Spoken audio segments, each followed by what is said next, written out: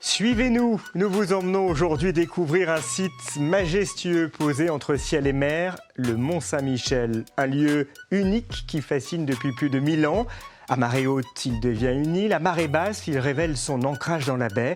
Chaque visite est une parenthèse suspendue, hors du temps. Vivre sur le Mont-Saint-Michel, c'est avoir ce privilège. Une vue exceptionnelle sur l'une des plus belles baies du monde. Marie-Brigitte Malter est l'une des rares habitantes du Mont-Saint-Michel. Seules 30 personnes y résident. S'il y a trop de bruit, je ferme mes fenêtres. Mais il n'y a jamais les bruits qui dérangent vraiment, les voitures, les moteurs. Il n'y a pas de moteur ici. C'est une vie très agréable dans un sens, hein. Elle habite l'une de ces maisons médiévales, blotties au pied de l'abbaye, sur un îlot rocheux. Un site classé au patrimoine mondial de l'UNESCO. Le Mont-Saint-Michel n'est pas seulement un décor de rêve, c'est aussi un vrai village. Avec ses habitants, les Montois, et son maire, Jacques Bonneau. Un homme chanceux, il a pu trouver à se loger sur le mont avec son épouse. Ici, c'est un exploit.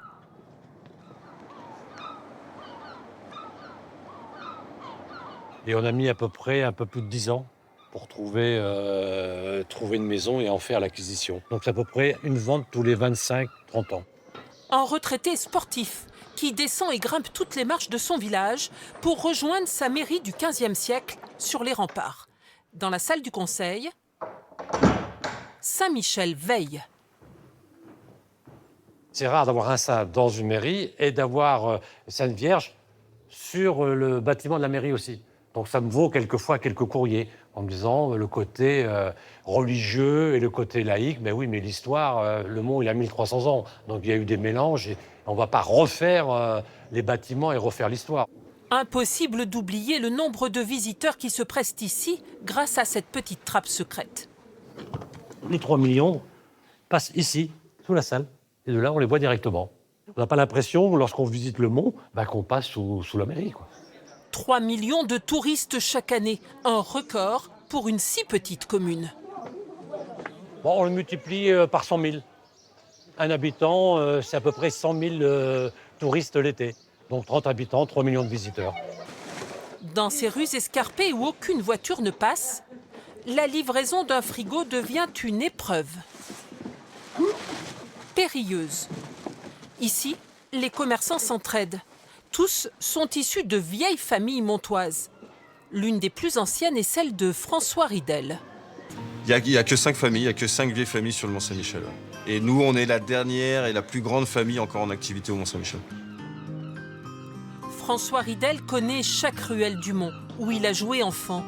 Ses pas le ramènent toujours au petit cimetière du village. 4 tombes portent le nom des Ridel. Nous, depuis toujours, en fait, ma famille Ridel se marie au Mont-Saint-Michel. Les enfants sont baptisés à l'église et on sera tous enterrés dans le cimetière du Mont-Saint-Michel. Un destin tout tracé, dans les pas de ses ancêtres. Chaque habitant partage cet attachement profond au Mont-Saint-Michel.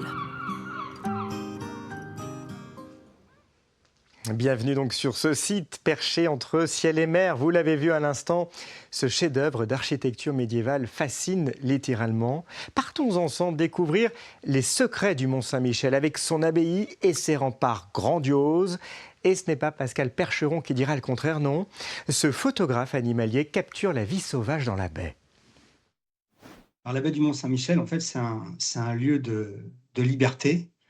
Parce qu'en fait, c'est gigantesque. C'est vraiment ça que je recherche, l'ambiance, la solitude, et puis la rencontre avec ce que j'appelle ou ce qu'on appelle le sauvage. Ce qui surprend toujours les personnes avec qui je peux parler de la baie, c'est en fait la présence, même si c'est des animaux qu'on peut voir ailleurs, de sangliers, de ce que j'appelle le cochon marin, qui vit en permanence au milieu de la baie et qui se nourrissent de coquillages, de palourdes, de praires.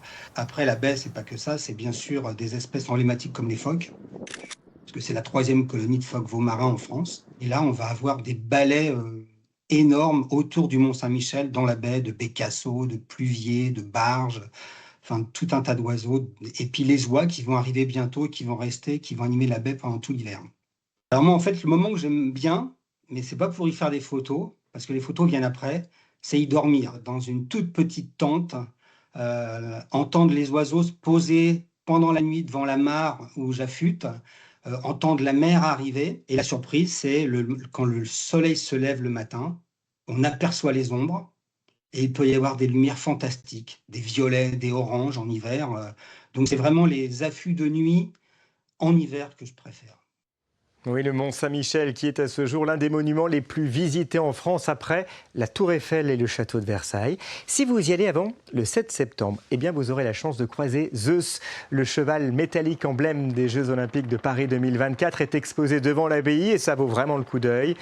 Vous pourrez alors en profiter pour admirer la baie, théâtre des plus grandes marées d'Europe. Prévoyez un minimum d'une demi-journée pour se promener dans le village du Mont et en découvrir toutes les facettes, puis 1 à 2 heures de visite pour l'abbaye. Et vous le savez, maintenant, chaque jour, nous profitons de ces joyaux architecturaux pour aller un peu plus loin et découvrir des spécificités à l'image des agneaux de présalé du Mont-Saint-Michel. Leur viande, savoureuse, subtilement iodée, provient d'une alimentation naturelle. Ce terroir d'exception vaut à ces agneaux d'ailleurs une appellation d'origine protégée. Entre tradition, nature et excellence française, les agneaux de présalé représentent toute la richesse de la baie du Mont-Saint-Michel. Belle journée.